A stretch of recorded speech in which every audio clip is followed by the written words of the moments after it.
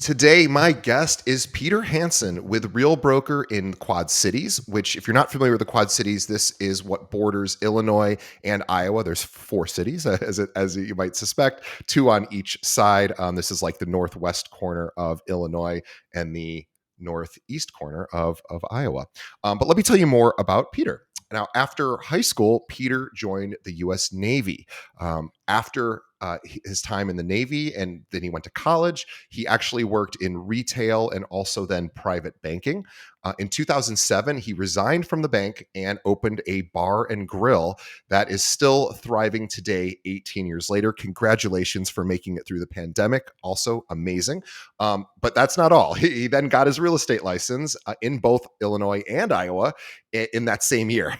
So he worked for a local hometown broker in their commercial division from 2007 to 2014. In 2014, he transitioned to the residential division where he practiced both commercial and residential real estate. And in 2022, if that wasn't enough, he partnered with a local microbrew and opened another restaurant just this last October, 2 Octobers ago. He has a long-term girlfriend named Julie, also my mom's name, who owns a dog kennel with her sister and they live on the property. He enjoys golfing, fishing, hunting, and casual Jeep and or Harley riding on the weekends. He has one daughter and three grandkids who live here in my hometown. Well, not my hometown, but where I live, Chicago. Please follow Pieter at his website, which is peterhansonrealtor.com. Pieter spelled Pieter. So Pieter with an I at the beginning, Pieter, HansonRealtor.com. You can also find him on Facebook, Instagram, LinkedIn. We will have links to all of that in the show notes. He's probably the only Pieter Hanson, which is Pieter. So you can find him really easily, or you can click the links to his social media right from our show notes. Pieter, welcome to the show. Thanks for having me. Really excited to speak with you. It's amazing all the things you've done, and I think a lot of what you've done in your career are some of the hardest professions. I'm really impressed.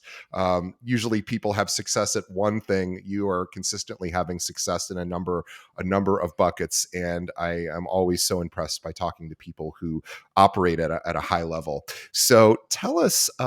So from if I understand your story correctly. You went into the Navy, came out, went to school, then had a couple of jobs in retail and then in banking. And then why the switch to real estate? Just out of curiosity. So I opened up the bar and grill at the same time I got my real estate license. And the bar was always a dream of mine to do. I had an opportunity. I liked my job at the bank, and the bank is still a great friend of mine and a great resource and a great community bank here in the Quad Cities. But I was getting more and more responsibility that I really didn't like. I was having to work later hours, and I just thought, you know what, I'm going to do this bar thing. I'm going to get out of the bank, and I need some income. And I thought, I've always thought real estate, people who are successful were successful because of not necessarily how smart they were, but how many people liked them. And I felt like I had a pretty significant sphere of influence, a pretty great background from the banking and the retail side and how to deal with customers and people and the public. And so I thought, hey, I'm going to open this bar and I'll ease into the real estate thing. So that's kind of how it worked. It's amazing that you took on two things at the same time, both of which required tremendous activity. However, maybe one feeds the other in a certain way. I suspect it's probably been times where patrons of the bar have ended up becoming clients as well. I'm assuming that happens once in a while. So to your point, I got into real estate. If you people can remember, 2007, 2008 was probably the worst time Yes. to ever make this change. And I told myself that if I can survive in 2007 and 2008 going forward in real estate, if I can survive then, I am going to be positioned perfectly to survive when times are good. And we know that that's a cyclical thing and it's going to drop and up and drop and down. And so I chose that as a challenge and an opportunity. to thrive. And I do think that there are some parallels between the bar and real estate. However, when I went into real estate, it was in the commercial division, Oh, and that's right. around Yeah. the Quad Cities, the commercial division is a good old boy network, if you know what I mean. I mean, It is here in Chicago too. I was a newcomer with no experience, and I really had to scrape and fight for everything that I got. Having said that, all these people that I'm meeting through the bar and all these new relationships I'm establishing are asking me if I can help them buy a house. And I thought to myself, if I can sell $1 million building, I can sell a house. Well, my broker didn't allow that. The Sure. commercial broker that I worked for said, "You're a commercial agent, you refer all those." Yeah. So I started referring those leads. And finally, in 2014, I actually added up the commission that I would have received had I not referred them. And I thought, this is dumb. I got to get out of commercial and into residential. So that's how that worked. Wow. And now you do both. And now I do both. Yeah. So one of the things that when I got my license and I worked for a local broker, one of the things and I actually went from the commercial broker to the residential broker was the same broker. But the company policy is Yeah. that you can sell residential and commercial, but you can't sell commercial and residential. And the way they explained it to me was that if you went to the ER to get your finger stitched up because you cut it with a knife, you'd let a thoracic surgeon sew your finger up, right? But Sure. if you went to the emergency room for to have a heart transplant, you wouldn't let an ER doc do that. Right. And so they kind of compare that if you can do commercial, you can handle residential, but the same does not always work the opposite way. How do you feel about that now? Do you agree with that? I will tell you my opinion. It depends again on the sector of commercial, because certain sectors are certainly more complicated, and industrial buildings and land development and some of those things, to me are like almost like alien and foreign. But I don't totally disagree with that. I think there is some intelligence there that a residential agent ought to, in many cases, refer to a commercial broker. But a commercial broker certainly, I think the training tends to be a lot stronger for commercial. There tends to be just a lot. You're serving a lot more masters in a deal. There's a lot that can go wrong, and you just are exposed to a lot of different things. But I'm curious, what are your thoughts today on that policy?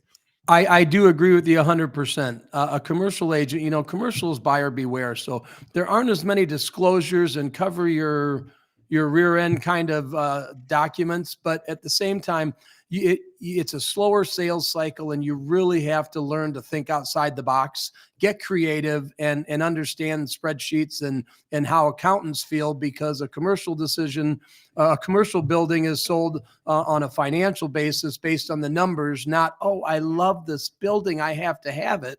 Whereas a house is a very emotional decision, and as long as you qualify, you can make it happen.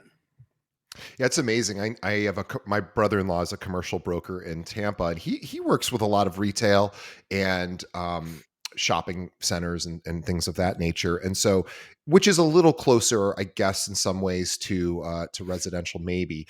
But it's, he can work on deals for 2 or 3 years before they close, and then when they close, it's a wonderful day. But it is a lot of hand wringing and sweating for those 3 years while he's Yeah, for waiting. sure. For Yeah, so the sure. residential provides probably more stability, and also just there's maybe just more opportunity there in certain markets. Well, and the transaction is way more fun too. There's nothing more satisfying than helping a first time home buyer or helping somebody find a home for their new family that they absolutely love, and you get to work directly with them, and it's not as intimidating, and it's just it's more stressful in certain circumstances, but it's also more fun. Um, and by the way, we should also mention that you had a health challenge in the mid '90s, which I'm curious if you're willing to share a little bit about that, sort of how that has impacted you, your life, and your priorities.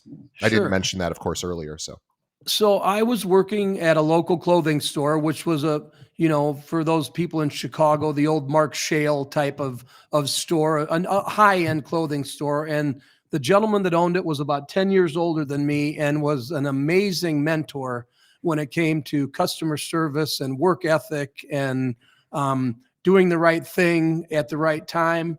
So I worked for him for 12 years. And towards the end of my tenure there, I got very sick and ended up having a bone marrow transplant at the University of Nebraska Medical Center.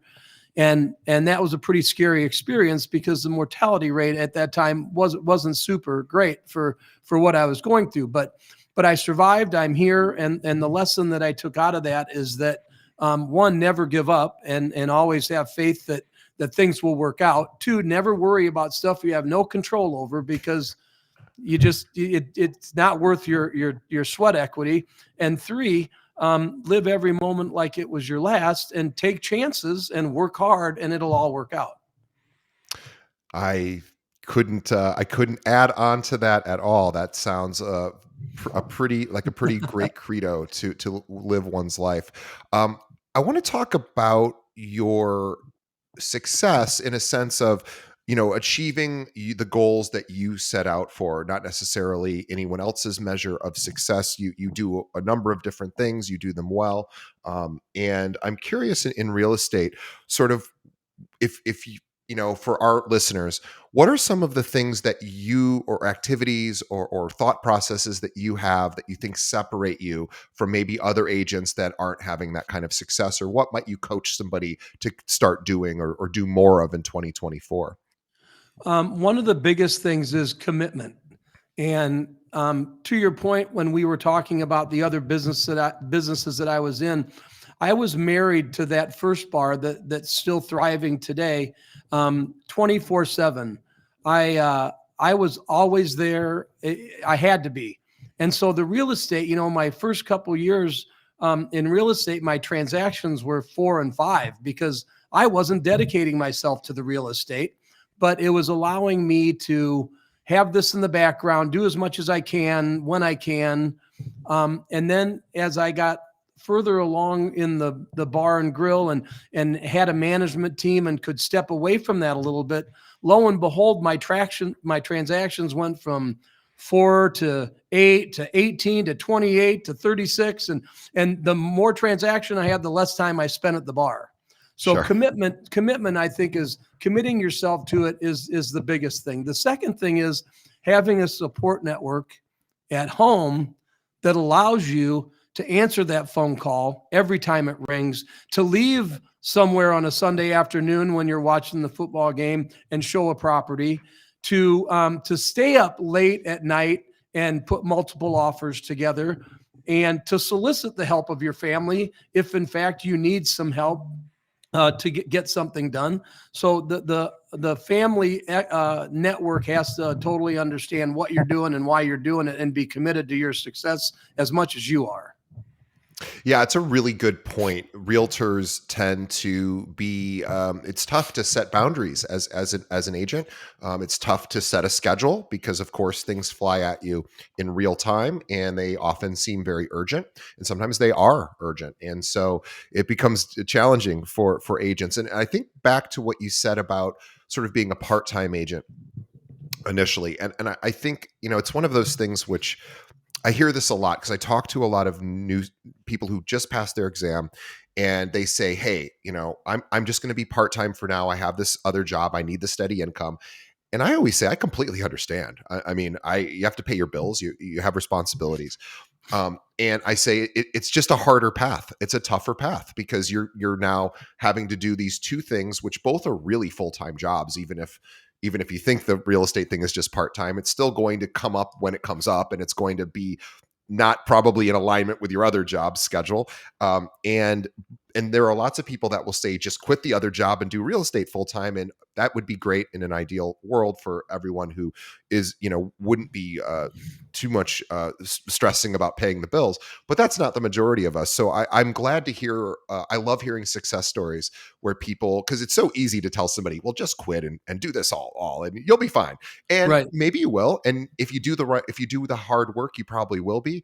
But boy, it's a stressful, tough few years as you get into real estate. As you know, four and five transactions does not make much of a salary, but it No. certainly gets you on the path. And Yeah. but it allowed you to then probably find the confidence to or the reasoning to go, I can do this, and now I can have somebody helping me here at the bar, at a bar restaurant. Um, so yeah, the part-time versus full-time thing is always such an interesting conversation because people get very adamant about their opinion one way or the other what somebody should do. And I always say, hey, you know your financial situation better than me, but hopefully in an ideal world you get to a place where you can do this full-time. But it's a tough path. I mean, it just Right. is. I I'm like the people that say to me, hey, I'd love to get into real estate. What, how do you like it? And I tell them da da da da da, and they say, yeah, I'm just really looking for more flexibility, a more flexible schedule. And yeah. I react the way you just did, and I'm like, well, you're right. You do get some flexibility. You'll never miss your kid's Christmas concert. You'll never miss their ball game. You'll never miss their first communion. But guess what? When it's over, you're going right back to work if you're going to do anything. Right. Yeah, that's a really good point. It's how, I was just at the gym just before I came here, and I have a trainer, and it's kind of funny. It's similar to what you just said. We were talking about training, and we do like weightlifter style workouts. It's a lot of heavy weights, resistance, things like that. And I was telling my trainer, been with her 3.5 years, and I was kind of laughing because it is kind of funny. I said, working out is all about how much pain can you tolerate, and pain maybe isn't the right word. Discomfort, I guess, is maybe a better word. How much discomfort can you tolerate, and are you pushing against resistance? And that's how you build muscle. And it's pretty much, as you know, of course, and our listeners know, how you get better at any skill, really. But you have to be willing to tolerate some discomfort. You have to be willing to go to the child's recital and then go, I got to race home after this, and I've got work to do. And yes, Yep. that is not fun for anybody to do, but it is certainly what is required. And so, realtors, are a lot of times only learn that once they're in, and then they're like, oh, I didn't realize the commitment. For sure. Would love to talk about, again, back to sort of your success, being dedicated, fully dedicated, and understanding what is required. Actually, let's talk about this year, because you talked about the market, of course, being cyclical. We are in a difficult market. I would assume in most, or sorry, difficult time to be a realtor in most markets in the country. Occasionally I talk to somebody who's up 50% for the year, and they're the unicorn. Most people are struggling. At least our agents are struggling here. We have almost 800, and almost all of their productions were down for this year, which of course is not fun. But I think you brought up a really good point when you said that you started in 2007. For those that again don't remember, that was a very difficult time. Now, in a way, though, it was really the best possible time for you, because as people were exiting the business, you were getting in, and you were like, if I can survive this, then it's going to be really not as scary the next time when it's a For down sure. market.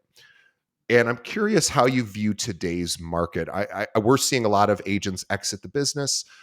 We have a holding company, which is for agents who don't practice. We went from like 800 agents in our holding company, which is just a place to hold the license, to over 1,000 within this year. Just so many people leaving from the industry. Curious, like, if what you think about that, and how agents could stop exiting the business. I feel like and I don't know this to be true, but I suspect this to be true, that if you looked at the jump that you made in the past year from 800 to over 1,000, if you looked at those agents, my guess is that a majority of those agents have not been realtors for 5 years. And so I Yeah. feel I Mhm. feel like they got in the business when times were great, and deals were being thrown at people at a crazy rate, and you had to be an absolute idiot not to get some deals done and make it. But Right. now they're actually having to work. They're having to market themselves. They're having to work weekends, do open houses, do things to get creative, and they're like, God, this sucks. I'm working way too much, and so it's almost like attrition. They just get the retention going and get out. And I think that's probably, and I'm down this year as well a little bit, but I opened a new restaurant last year and we opened a new brokerage and I left the old firm and started the new firm. And there's reasons for that. But I feel like those of us that have been in the business for 15, 20, 25 years are a little bit insulated because we've got our residual clients and our reputation. And so I feel that the economy does affect it some, but the veterans are a little more insulated than the newcomers. Yeah, and speaking of a veteran in a different way, forgot to, of course, thank you for your service as a Navy man to our country and to all of our listeners here. So thank you also for that. Thank you. Well, so yeah, let's talk a little bit about activity. So if you were a brand new agent today, and I want to sort of set this up. So Pieter was talking about a lot of these people who have, like in our case, our holding company. Yes, he's right. The vast majority of people who have joined our holding company recently are people who either were nearing retirement or just like, I'm done, or they were within their first few years not doing well and realizing they didn't want to pay their MLS dues going forward. So of course all that factors in. But if I was a brand new agent today, I would actually be excited because there are people leaving the industry, which means there's market share to pick up. And I think now is the time where agents should really step on the gas in their marketing efforts, in their outreach efforts, to try to pick up some of these clients that maybe they're not buying right this moment or selling right this moment, but they will be at some point, and their realtor may be exiting or leaving, or just not working as hard right now. That's another thing that happens. Even successful agents in down markets tend to relax a little bit more. So I think now is a really good time to get in, although not certainly an easy time. Curious your thoughts. So I couldn't agree with you more regarding that. I do feel that when it comes to work ethic and marketing and timing, when in 2007, when I got my license, Facebook was just kind of a brand new thing. And the kids today that are starting to be realtors, and even the late 50s, early 60s agents like myself, are having to adapt to the digital age. The computer isn't going anywhere. The Facebook is only going to get stronger. Marketing and digital media is incredible, how you can get your name out there and shoot high quality videos. And if you can embrace that and you can run with that, you will be successful going forward. I struggle with that a lot, but I happen to have a team that is very good at it, that we collaborate together, and they're helping me succeed in that arena. But I feel like agents today are poised way better than those of us that used to look in an MLS book, literally a paper book, no online stuff, and now your client comes to you more educated than you sometimes on a property because of the information that they can find.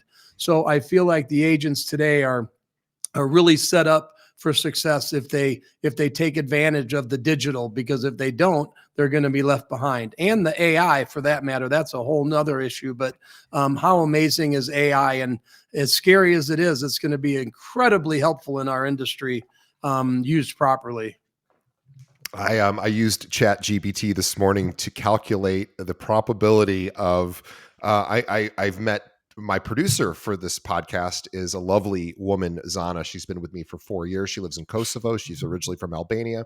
And it just so happens that I met another woman unrelated to Zana, independent, who Zana I've never met in person. We meet we talk almost every day virtually.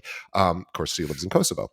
And I met a woman recently who not only knows Zana, which is complete coincidence, went to school with her, worked in the same office as her at the same company even at one point, and now lives in Chicago. And I said, I wonder what the probability of that is. And so I put ChatGPT to work, and it didn't come up with, it gave all sorts of interesting equations, and it eventually said it was 1 in 4 quadrillion was the probability, which I suspect is probably, I didn't even know if quadrillion was an actual word, but I guess it comes after billion, trillion, I guess quadrillion. But regardless, it's a very low probability. But I love that ChatGPT could figure out some estimate of that. And I think as realtors, the AI is going to be really cool because it will allow us to be more persuasive in our listing descriptions. It already does that. It allows us to maybe give some great marketing ideas. If I was an agent, I go, I don't really know what I should do today. I would go straight to ChatGPT and say, hey, can you give me 5 activities that I could do right now as a realtor that might be a good idea for outreach or meeting new people, or I need to add more people to my database. Where should I go?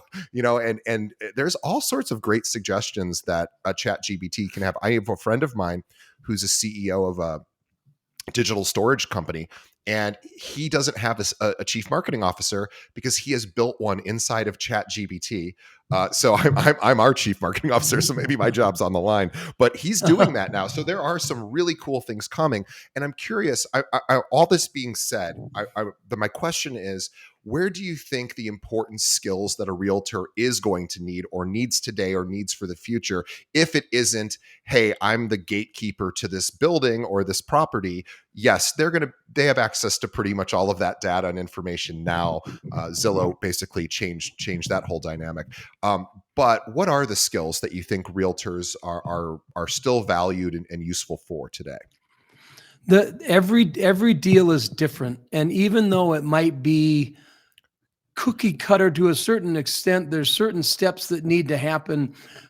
People don't know how to negotiate. First of all, they have no clue. They talk too much.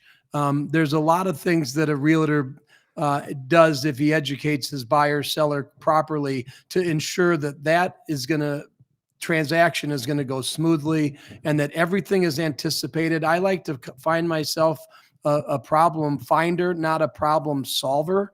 I want to find the problem before it happens, and so I don't have to solve it on the spot. And I think people that try to do this on their own leave money on the table, frustrate themselves, and inevitably lose deals because they don't know what they're doing. And everyone thinks with the internet they can handle it, and some people probably can, honestly. But I think the majority of the general public needs us desperately. Yeah, I think there's a lot of soft skills or interpersonal skills that come up that are really important. Stress management, emotional regulation, understanding how to deal with adversity, and urgent bad news that comes up. And in every transaction, there's some bad news that happens at some point, and it's going to come up a lot of times unexpectedly. And then it's about, how do I make sure my client is able to remain stable during this, or what can I do to keep my client moving forward, or at least understanding sort of the gravity of what's going on without succumbing to, sort of, being completely stressed out, because of course nobody wants a stressed out client. Sure.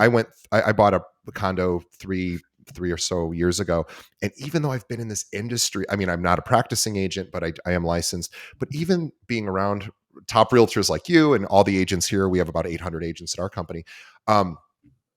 You would think I would have handled that a lot better, and I did not. I was stressed.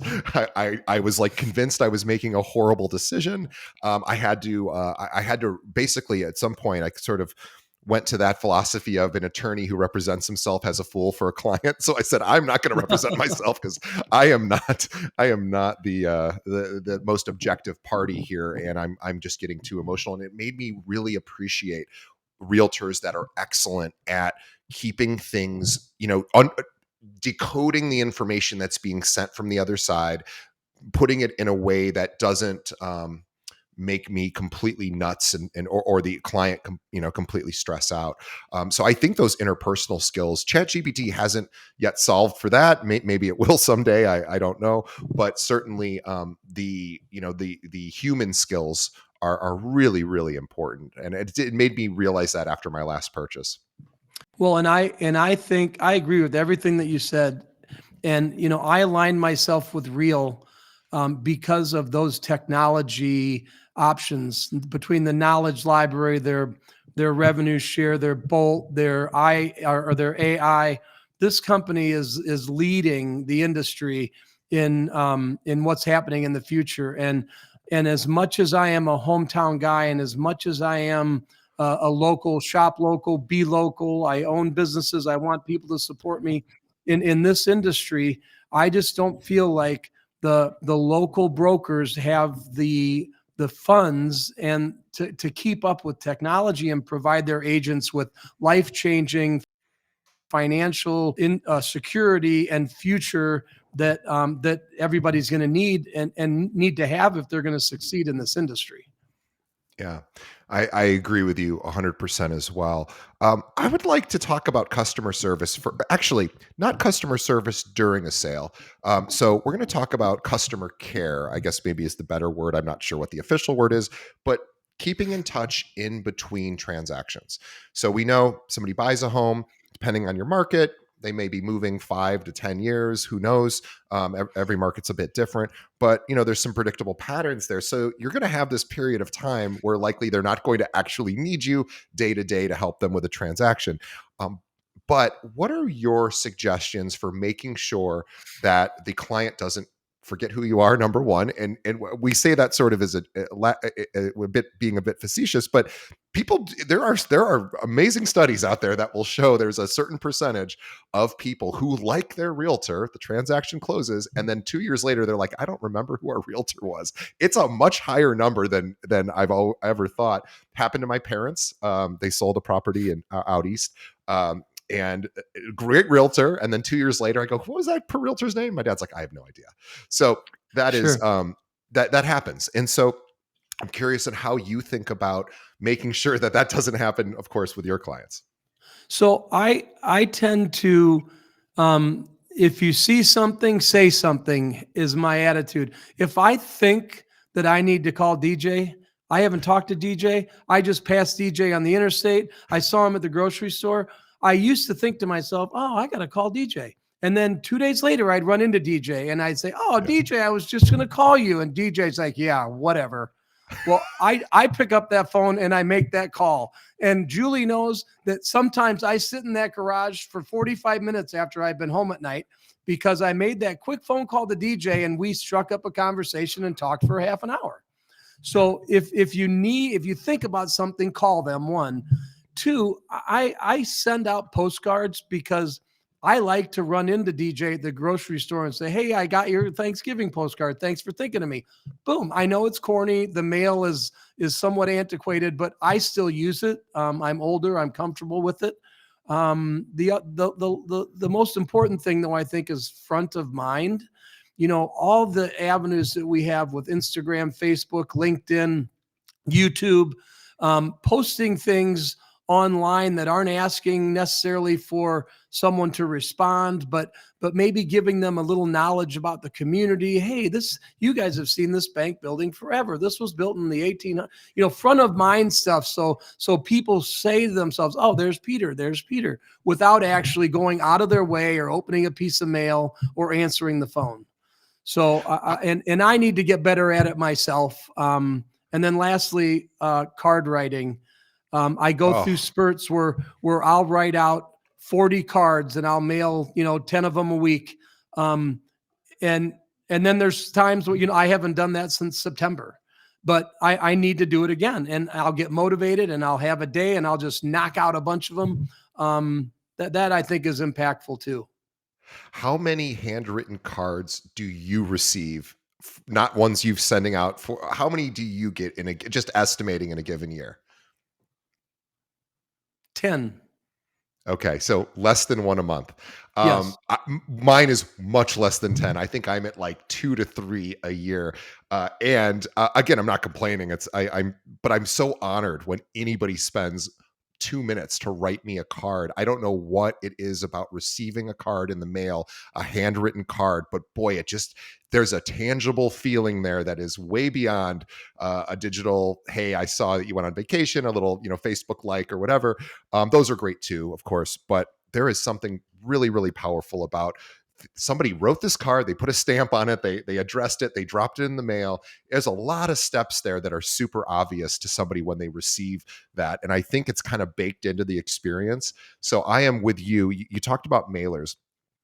I'm a huge fan of mailers. Number one, because most people aren't anymore. As you say, people are more digital. Of course they are, which is exactly why mailers should happen, because you're not getting that much mail anymore. I'm not getting much mail anymore. I mean, Right. even the junk mails is toned down. I'm like, what's happening with all these these catalog companies? I guess they're all online, but I don't even get a lot of the catalogs anymore. And so I'm like, wow, if somebody were to send me a postcard, I would absolutely see it. Now, maybe 15 years ago when the mail was just, insane, maybe it would get lost in all of the catalogs and junk mail. There's not as much anymore. So I think it's a perfect time to send a mailer. And to your point, this is a way, if you're sending mailers once a month, once every few months, it's pretty hard for someone to forget about you, even if it's just a postcard, because Right. your name's there. Every realtor sends out an email newsletter. And I'm not saying that's a bad idea. It's a great idea, but everyone also does that. So you want to do things that maybe are a little bit more than just that. I'm not saying don't Right. do an email newsletter. But I love that. And handwriting a card, I don't know that there's a better way to tell somebody I care than Right. even just, hey, I was thinking about you. Hope you're doing well, whatever.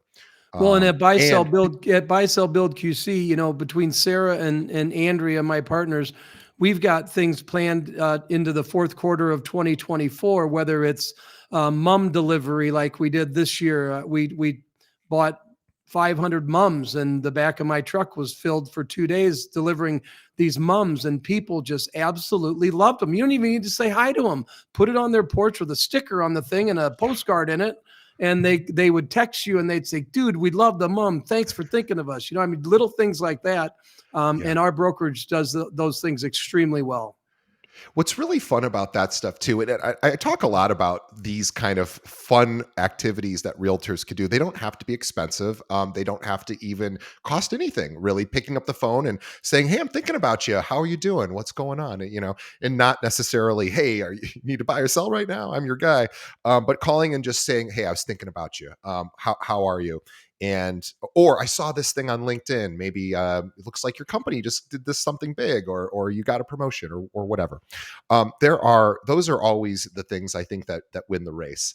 And also, at the very least, even if it doesn't necessarily lead to a transaction, you're going to feel good about yourself when you do something nice, like drop off a mum or two on someone's doorstep, and then they find it later. Boy, I mean, you almost can't put a price tag on how successful that kind of campaign is, because people will be talking about it. Like, who gets just random flowers from people? Nobody, only from your spouse or partner or boyfriend, girlfriend, whatever.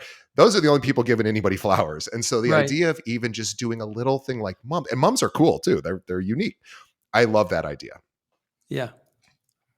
We have a good time doing it too, and it's a big collaboration in the office, and it brings everybody together to work under one roof for a common goal, and it's great team building, and it's just fun. And it's funny. We should probably talk about this only because it's the end of the year, and this is holiday cards and holiday gifts, and agents always struggle. Should I do something for my clients?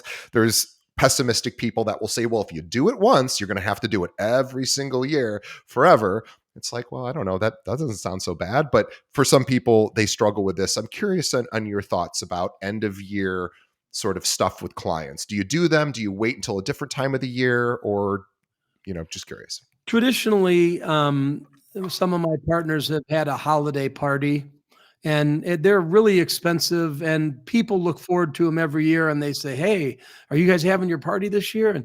And I personally don't do that. I like to reward the client at the time the transaction closes, and depending upon how close they are, the size of the deal, whatever dictates what I might do for them, but I always do something for them. The remaining time is I might single-handedly call someone, invite them to dinner with Julie and I. And as much as she sometimes doesn't like doing it, we tend to always have a pretty good time, hang out with someone that we don't normally hang out with, and Yeah, learn something about that person that we never knew. Generally, that's our takeaway. I never knew that about it. yeah. So we try to do a little bit of that, but I don't do anything at a certain time of year to reward them necessarily. Yeah. Well, I think that's very encouraging for everyone listening who goes, "Oh my gosh, I didn't do anything for the December holiday season for my clients." It doesn't really matter. Do something throughout the year, and then at the end of the year, not as important, of course. But I love this. This idea of customer service and customer care, really, to me, and hard work and discipline and all of these things. But customer care is just the key. I think it's really making sure that people, when they think about you, go, wow, my agent knows what's going on in my life, stays in touch with me, and is doing some sort of ongoing communication. And you said something very important. I just want to end on, which was, now we have mobile devices, these super powerful, almost magical devices in our pockets that shoot near perfect video, and for essentially for free, the cost of the device. And you can, learn a little bit about a building, or maybe a local retailer if you want to support local businesses, or maybe even interview a local business owner, and say, hey, I'd love to just learn about your business or your building or whatever. And you could post a quick 1 or 2 minute video on social media about that, and you could do that every single day of the week if you weren't slammed with clients. And what does Sure. that do for your public, the people that are following you? They think of, wow, this person's really into real estate, or they're supporting our local community, they're active, they're doing things. So I am such a fan. I know you said it sort of quickly, and I wanted to go back to talk about the importance of providing value on social media, as opposed to just, hey, look at this home I just sold, which is fine. I just don't think that should be the only thing, because Right. whenever I see that stuff, I always go, I don't care. You got to start somewhere, and you got to do something, even if it's wrong. You'll Yeah, learn, but yeah. content becomes so important and so impactful when it comes to people enjoying it and not being annoyed by it. Couldn't agree with you more. And I think this is a great place to wrap. But before we wrap, I want to make a mention. We have, gosh, thousands and tens of thousands of listeners. We're so grateful for them, for sticking with us for as long as we have. But Pieter Hanson, he works for his brokerage is real, great brokerage, national brokerage, and he and his team are always interested if there are any talent that in that area, any agents that think they might be a fit for Pieter and his team. Please feel free to reach out. They're always looking to expand their reach. Also, if you're an agent that has clients that move in and out of the Quad Cities area, but maybe you don't practice there yourself, certainly reach out to Pieter. And if I were an agent, I would be looking to see where people retire from, if they move from the Quad Cities. And then I would be reaching out to Pieter if I was in one of those markets, going, hey, I would love to talk to you about when people leave your market, talking and connecting. So Pieter, of course, would love the opportunity. He's a commercial agent, residential agent. He can do a lot. So if you have businesses that are going in and out of that area, or people going in and out, or if you are an agent and want to maybe join his team and perhaps provide some value, he would love to opportunity to see if you guys would be a fit. So what's the best way that an agent could reach out to you if they want to partner with you in some way? So certainly the email address, peter@pthanson.com, is a very effective way. Certainly you could reach out to me on Instagram or Facebook as well. Those digital medias provide some privacy, yet get the message across, and I could get back to you. Certainly, if you were to ask me for any of my cell phone number, contact number, that way, I certainly would provide that for you. And if you're any good at the internet, you can probably find that through Google yourself. So any of those ways would be a great way to get a hold of me. And I'd love to sit down and tell you the real story and tell you my story. I love that. And remember, Pieter is Pieter, so he's super easy to find. If he was Pieter Hanson without the I, it'd be a little harder. So A this little is bit, yep. actually works to his favor. So he's very easy to find, and he's a wonderful, wonderful man, and very successful in a lot of different areas. And if I were an agent, I would want to talk to you, because I'd go, how do you do it all? What's the word of the secrets? We got through some of those today, but boy, somebody that I would certainly want to be mentored by. So if you're an agent in the area, or if you have clients kind of going in and out of that area, please reach out to Pieter. He would love the opportunity to connect. And also, please reach out to Pieter and thank him for his service to our country.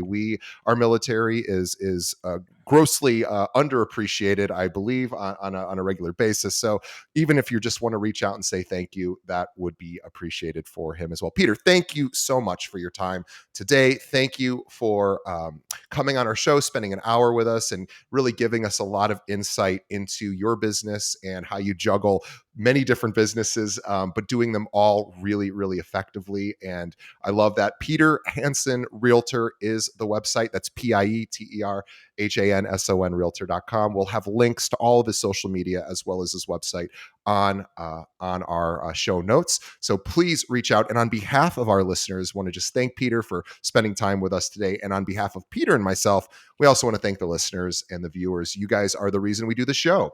And if we are planning, speaking of Peter talking about his planning for 2024, we are planning for 2024 as well. So if there is a top agent in your market, we don't really look for guests anymore because of the popularity of the show. We're really, really lucky that publicists usually come to us, but that means we miss a lot of people. So if there's a superstar in your market, we might not know about them. Let us know. We'll reach out and see if we can get them on the show. So think of the most successful agent in your market as a listener and go, I want to know what that person does. Let us know who that person is. We'll do the rest. But thank you so much, Peter. A really great conversation, and hope everyone. I don't know when this episode will be released. It'll probably be before the end of the year. So if so, everyone have a happy December holiday season, happy New Year, all of that. And Peter, thank you. We will see everybody on the next episode. Thanks, DJ.